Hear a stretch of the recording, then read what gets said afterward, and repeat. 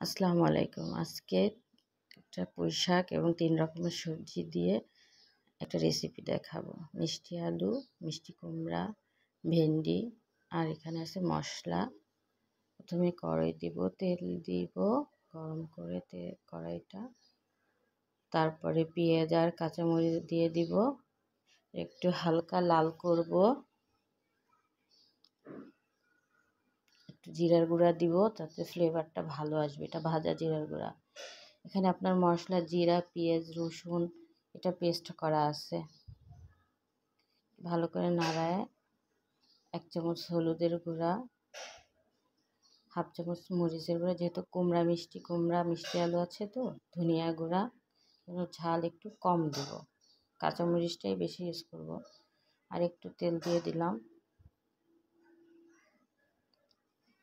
এবার আলুটা, মিষ্টি আলু এবং মিষ্টি কুমড়াটা দিয়ে দিব, দিয়ে ভালো করে কষিয়ে নিব।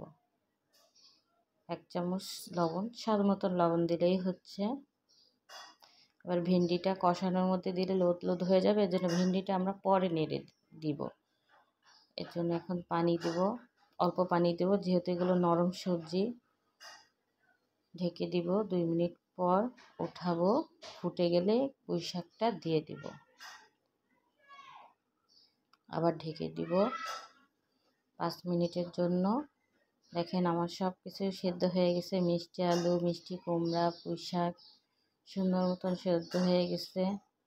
এত ভালো লাগে তরকারিটা খেতে, বিশেষ করে আমার খুব ফেভারিট তরকারিটা, তাই ভাবলাম আপনাদের সাথে শেয়ার করি। একটু জিরার গুঁড়া দিয়ে দেব নামানোর আগে, খুবই ভালো লাগে খেতে। আমার ভিডিওটা যদি আপনাদের ভালো লাগে প্লিজ সাবস্ক্রাইব করে দেবেন এবং লাইক কমেন্ট করে